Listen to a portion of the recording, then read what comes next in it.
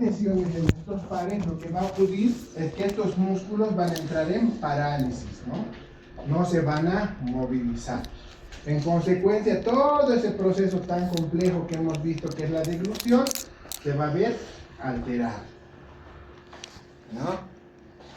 No vamos a poder realizar este proceso porque va a haber parálisis aquí, no va a haber elevación del velo del paladar, va a haber parálisis aquí, la glotis tampoco va a mover correctamente, no va a haber relajación del esfínter esofágico superior y la comida, el bolo alimenticio no va a poder atravesar este segmento, ¿no? Es una patología muy frecuente, así que va a dar lugar a la supresión de la deglución, ¿no? Al cierre insuficiente de la glotis, de manera que los líquidos, especialmente lejos de llegar al esófago, van a llegar a los pulmones. Y si llegan a los pulmones, estamos totalmente arruinados. ¿Por qué? Porque los pulmones tienen como principal actividad el intercambio gaseoso, ¿no? Entonces, si no hay intercambio gaseoso, ese espacio está ocupado por agua, no va a haber oxígeno disponible, por tanto el paciente va a tener una insuficiencia respiratoria. La oclusión insuficiente también de la parte posterior de las fosas nasales va a hacer que el paladar blando tampoco se cierre correctamente, ¿no? No se eleve y no se cierre, de manera que algunos líquidos sobre todo van a refluir hacia la nariz, ¿no? Entonces, estos pacientes van a estar muy complicados. Luego tenemos la calasia y el megaesófago. La calasia es un problema en el cual el esfínter esofágico inferior no se relaja. Por lo tanto, los alimentos se van almacenando cada vez más y más y más en el esófago. Y el esófago es una estructura anatómica que puede aguantar alimento. No. ¿Qué pasa cuando ustedes dejan alimento 3 días en su mesa? Eso, llega a podrirse. De la misma manera va a empezar a podrirse dentro del esófago. ¿Y eso qué va a generar? Cuadros de infección y a su vez inflamación, y puede llegar a ulcerar el esófago y después perforar. Entonces son problemas muy importantes. El esófago puede aguantar cierto tiempo, puede llegar incluso hasta almacenar 1 litro de alimento. En esos casos ya no es un esófago normal, es un megaesófago, ¿no? Porque se va a ir dilatando. Este esfínter esofágico no se va a relajar, por lo tanto la comida va a empezar a almacenarse y vamos a tener un esófago cada vez más y más amplio, más grande. Como esto no es lo correcto, vamos a empezar a tener muchas lesiones de los vasos del esófago, ¿no? Van a tender a crecer, ¿no? Van a empezar a entrar en éxtasis, la sangre se va a paralizar y vamos a empezar a observar varices esofágicas.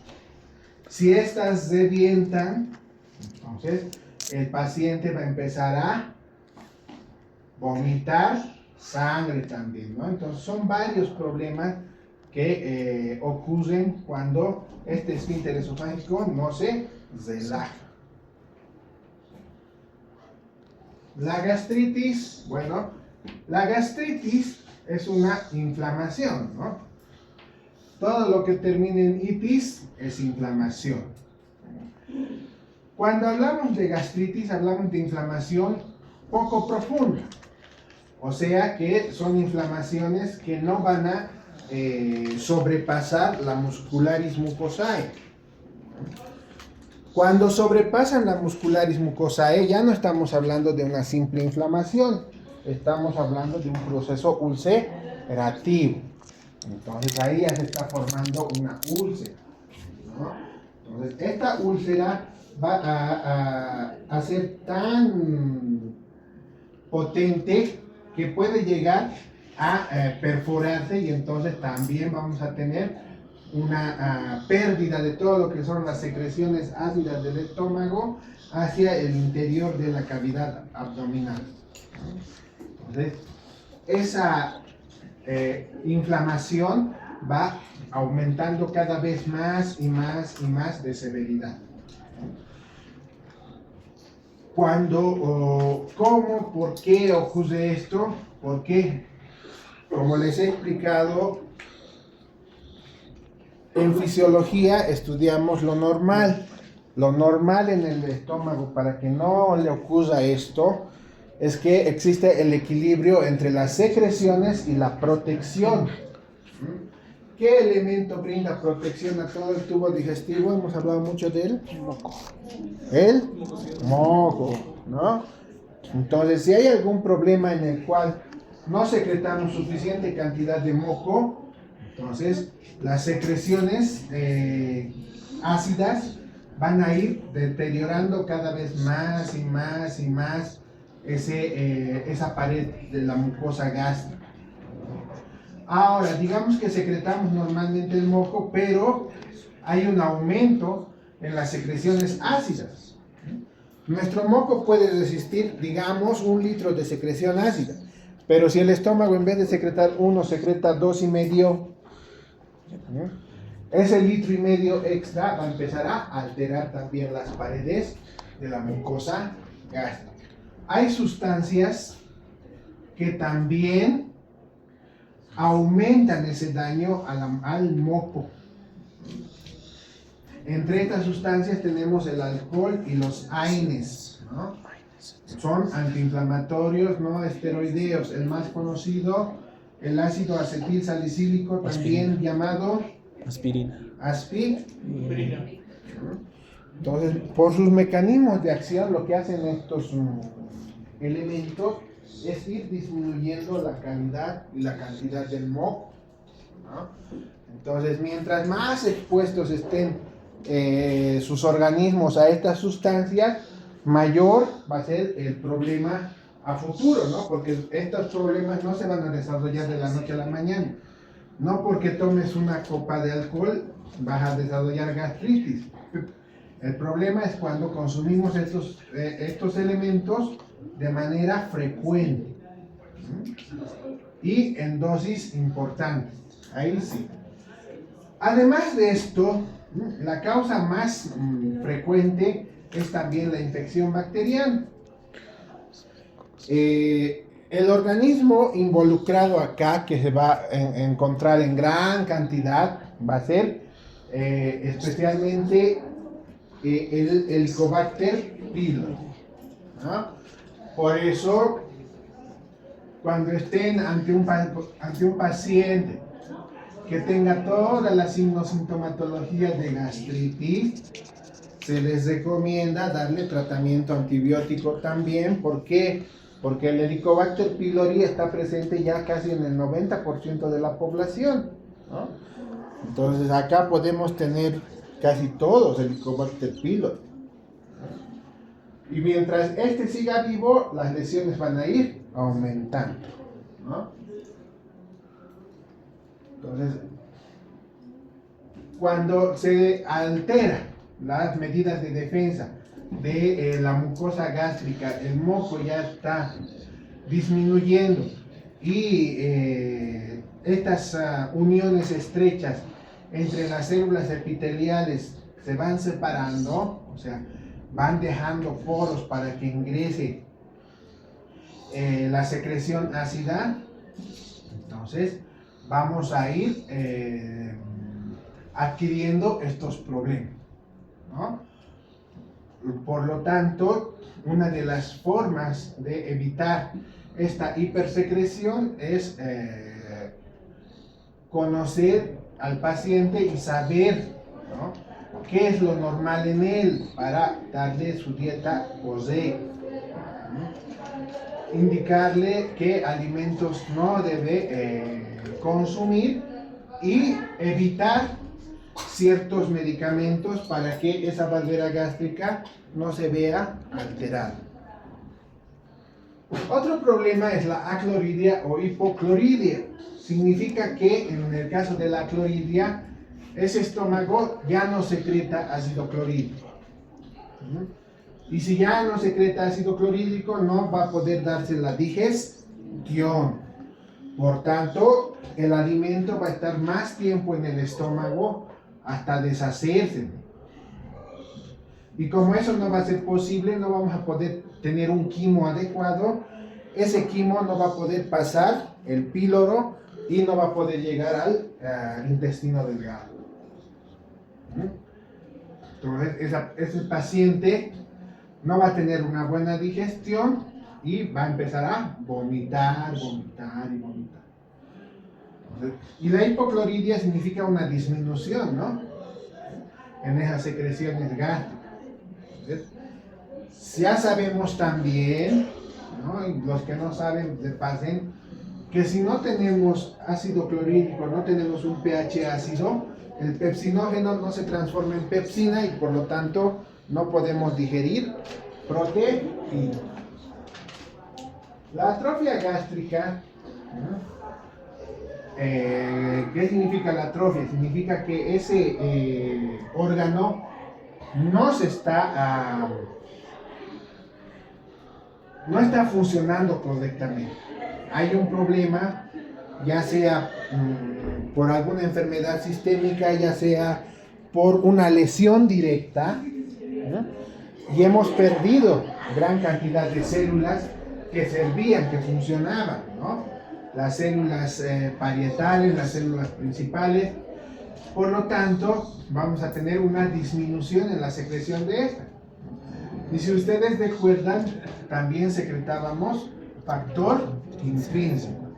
¿Y por qué es importante el factor intrínseco? Porque ayuda a la absorción de vitamina B12 en el ileum. ¿Y para qué nos sirve la vitamina B12? Nos sirve para formar glóbulos rojos. ¿Y la vitamina B12 la producimos en el organismo? Prácticamente no. La tenemos que absorber con los alimentos.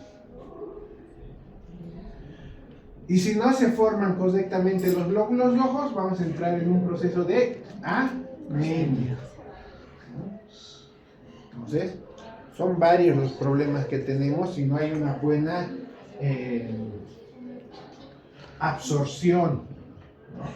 Primero digestión y después absorción. La úlcera va a ser el segundo paso después de la inflamación, de la gastritis. Entonces, acá ya estamos perdiendo mucho tejido. Ya hemos sobrepasado la muscularis mucosae. Ya estamos entrando en las otras capas del estómago. Entonces, esto puede ser por el desequilibrio entre una gran secreción o una disminución muy rápida del moco que nos defiende, ¿no? Entonces, ese desequilibrio es el que va a ocasionar que estas úlceras vayan aumentando. ¿Por qué? Porque la secreción, como hemos visto, va a ser continua. Mientras ustedes coman, van a secretar. Si ustedes pueden darse el lujo de no comer una semana, no creo, ¿no? Porque ya perderían todas sus energías, no podrían pararse, no podrían permanecer despiertos, ¿verdad? Entonces, necesitan alimentarse para seguir viviendo. Todos necesitamos eso. Si no podemos alimentarnos, no vamos a poder obtener nutrientes en ningún lado y vamos a ir poco a poco alimentándonos de nosotros mismos. Entonces las secreciones van a ser continuas mientras ustedes sigan comiendo. Y como va a haber esa alteración entre la basera y las secreciones, esa secreción va a ir socavando cada vez más y más y más esa lesión. Entonces va a llegar al punto en que esa úlcera se perfore y la secreción se vierta en la cavidad abdominal, ¿no? Y empiece a acumularse en el peritoneo. Y a eso nosotros le llamamos peritonitis. Y ese ya no es un problema fácil. es un problema muy complejo que es netamente quirúrgico. Como les estaba diciendo, con los últimos datos, más del 90% está contaminado con Helicobacter pylori, ¿no? Estamos infectados. Si ustedes, como les estaba diciendo, le dan el tratamiento a un paciente con gastritis o úlcera gástrica, entonces, ¿qué va a pasar? El paciente nunca se va a recuperar. ¿Por qué? Porque esta infección es la que va a hacer que persista la lesión, ¿no? Entonces, acá nunca preguntan nada, pero en otros paralelos sí, ¿no? Y me preguntaban entonces, digamos que estoy en el campo, estoy en mi servicio rural, no tengo a mi disposición laboratorios, no tengo a mi disposición casi nada. El paciente tiene gastritis. Ahora, ¿qué hago? ¿Le doy antibióticos o no le doy antibióticos?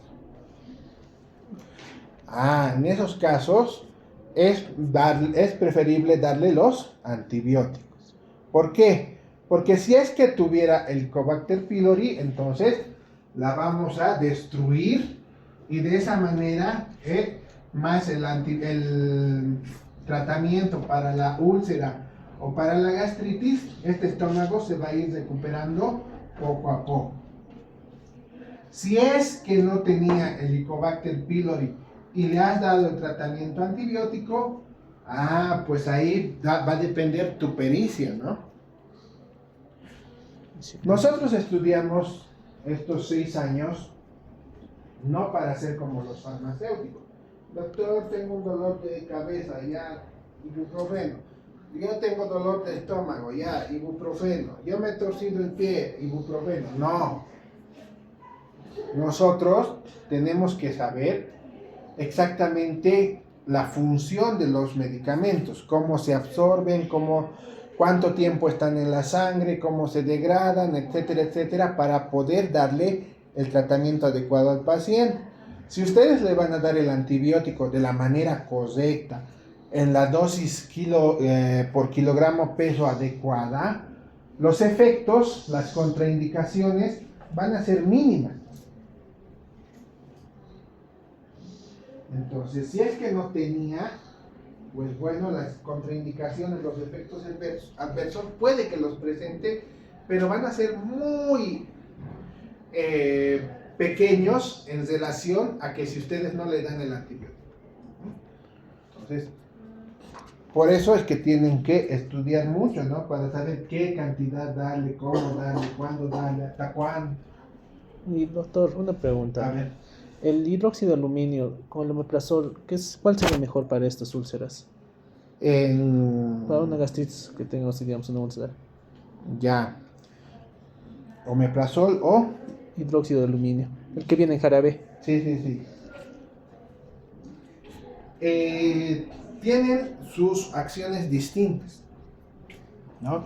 El omeprazol es un protector gástrico que bloquea ciertos canales, ¿no?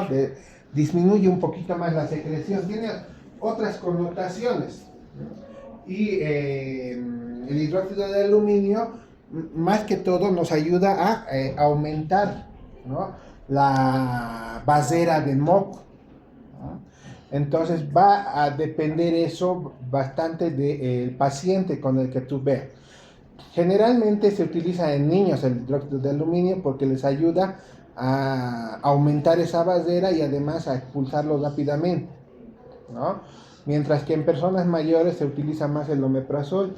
Hablando de eso, últimamente, no sé si han escuchado noticias, hay un medicamento similar al omeprazol que ya lo hemos dejado de lado, ya está prohibido su venta en Bolivia.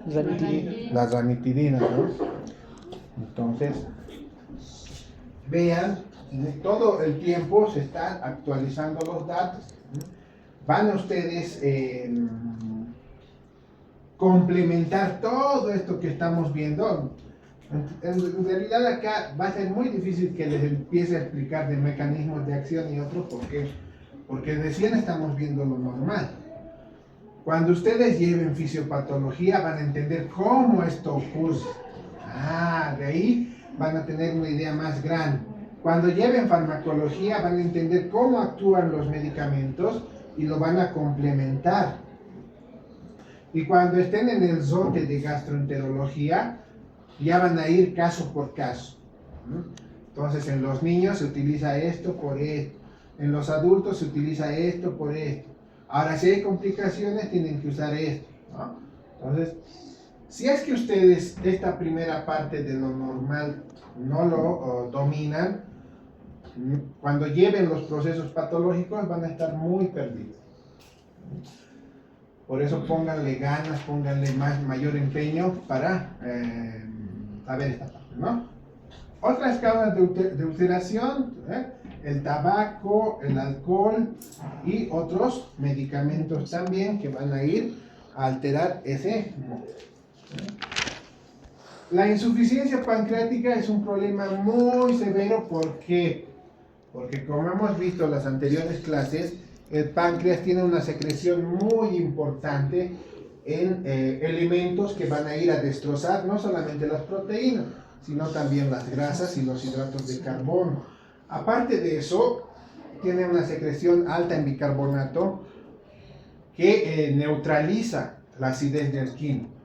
Cuando eso no ocurre, entonces no vamos a poder digerir proteínas, no vamos a poder digerir hidratos de carbono, no vamos a poder digerir grasas y el quimo va a ser muy ácido y va a empezar a ulcerar el duodeno.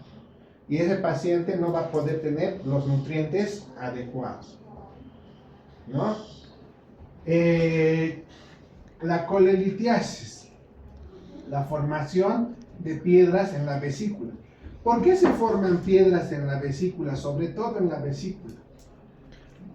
Porque ustedes, cuando no comen, la vesícula se va llenando de bilis, almacén, y se queda quieta. Y cuando comen se estimula y recién se mueve y vacía ese contenido.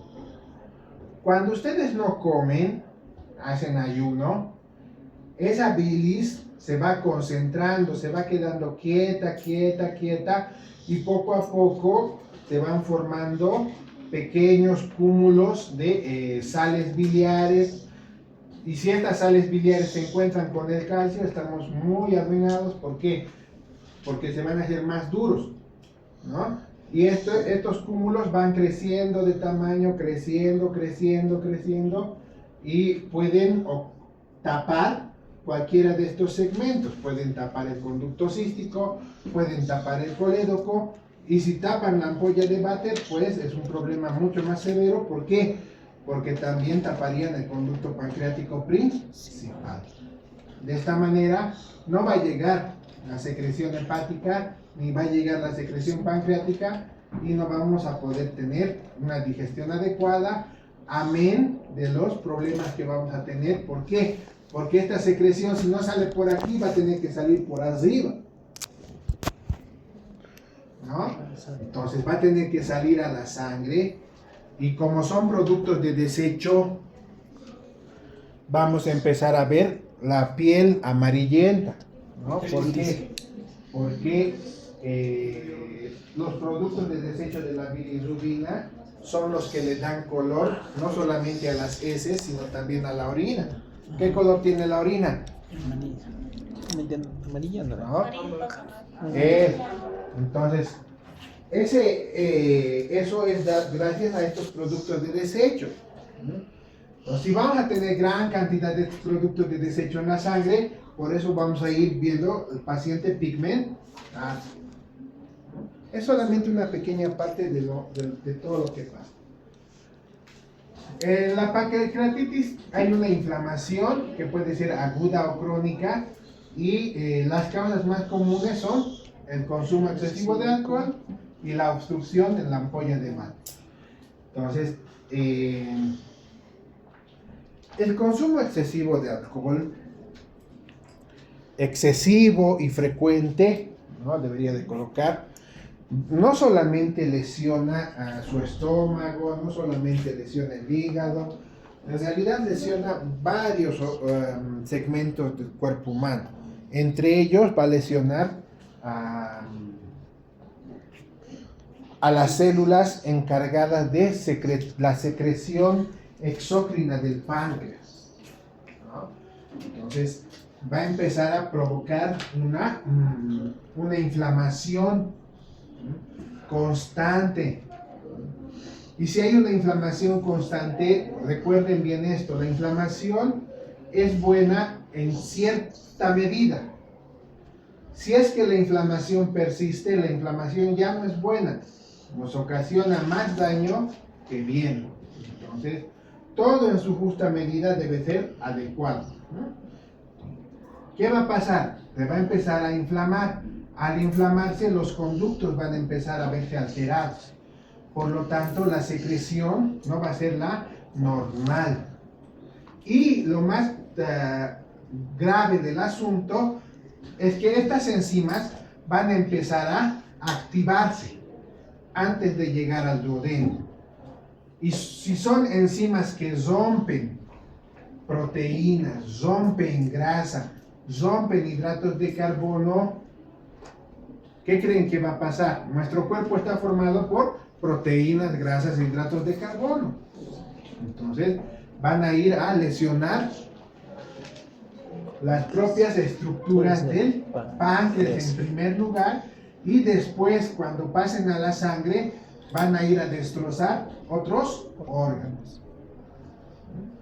Entonces ese es el problema, ¿no?, con la pancreatitis.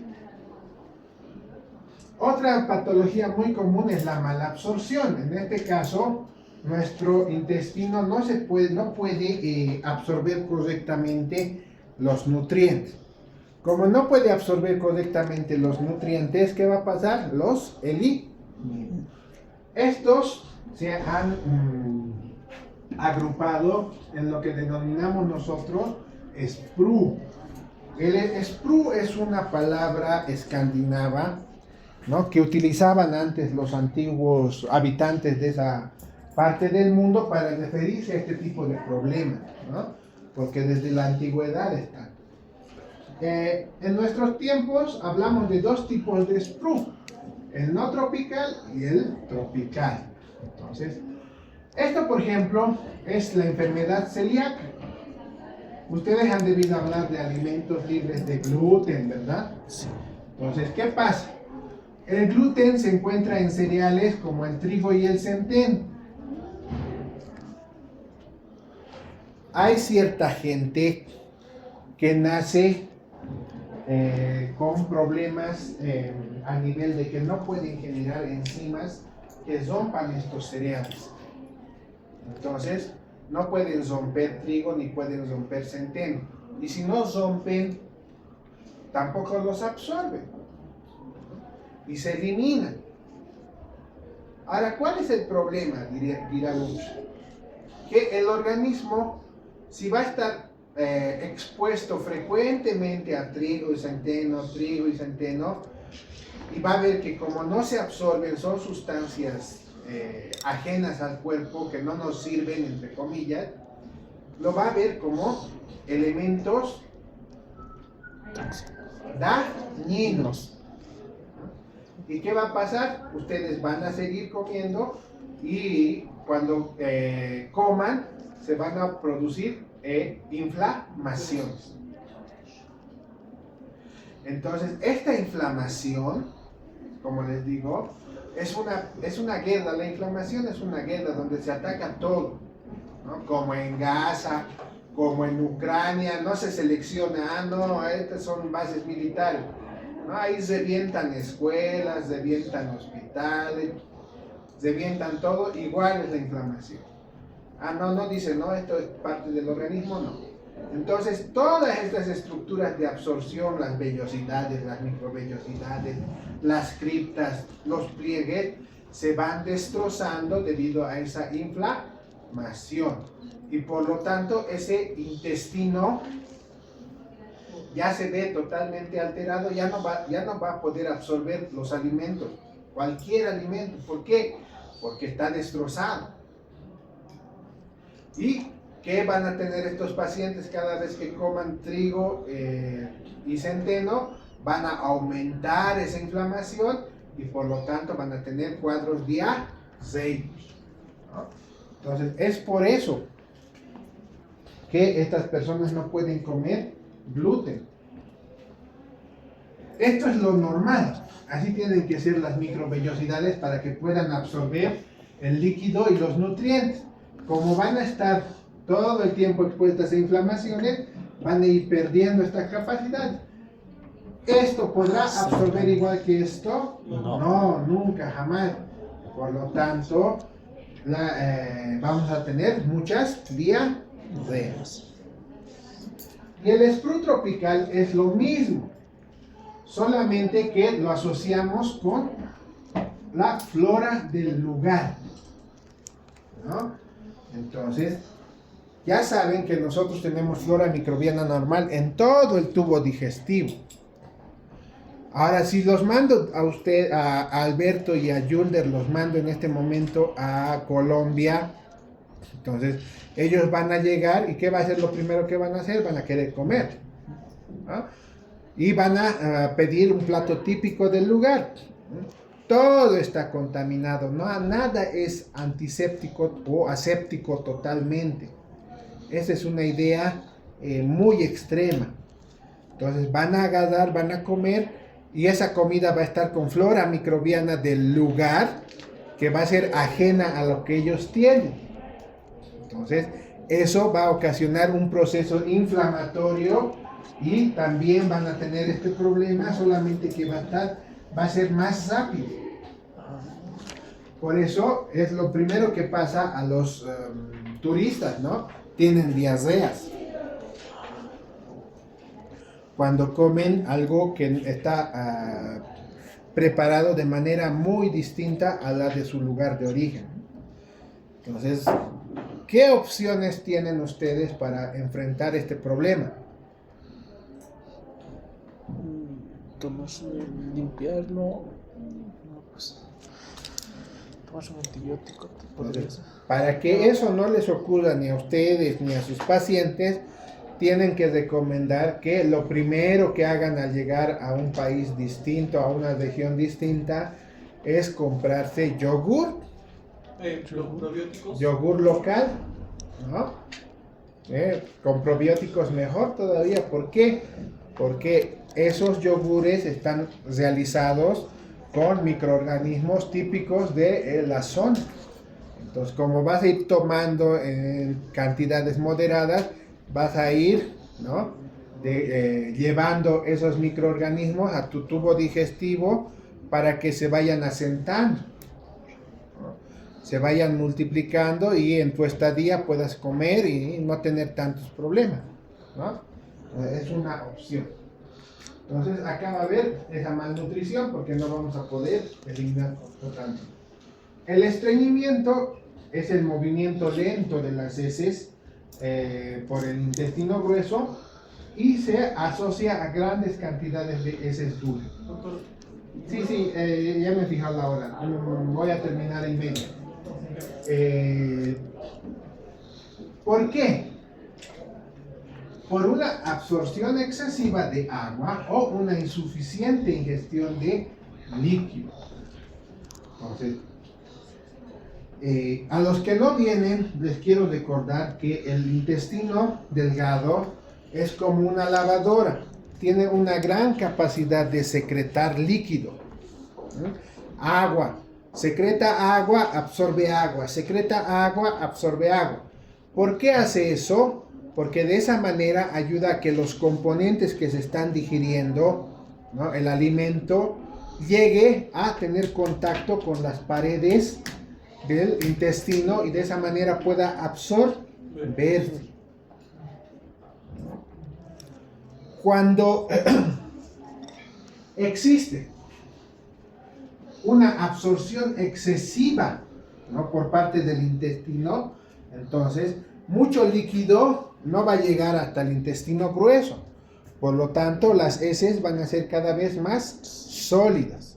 Y al ser más sólidas, será fácil que se transporten desde el intestino, desde el colon derecho al colon izquierdo. No. No.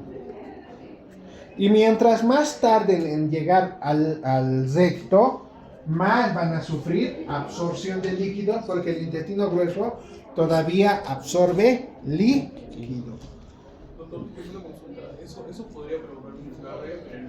Eso es otra lesión que puede provocar porque las heces duras van a estar en contacto más tiempo con la mucosa del colon y al estar en contacto por más tiempo con la mucosa del colon van a ir lesionando, ¿no? Van a ir removiendo el moco, van a ir lesionando ese lugar y recuerden que las heces están constituidas por material de desecho, bacterias muertas, toxinas, etcétera, etcétera, etcétera, que pueden realizar un desgarro, como dijo Wilder, una lesión, pueden aumentar una lesión ya existente o pueden generar un proceso inflamatorio.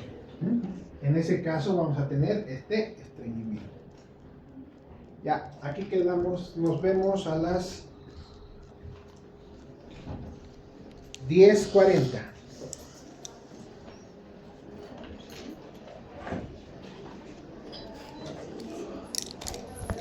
Wilder, por favor, la lista te encargas. No,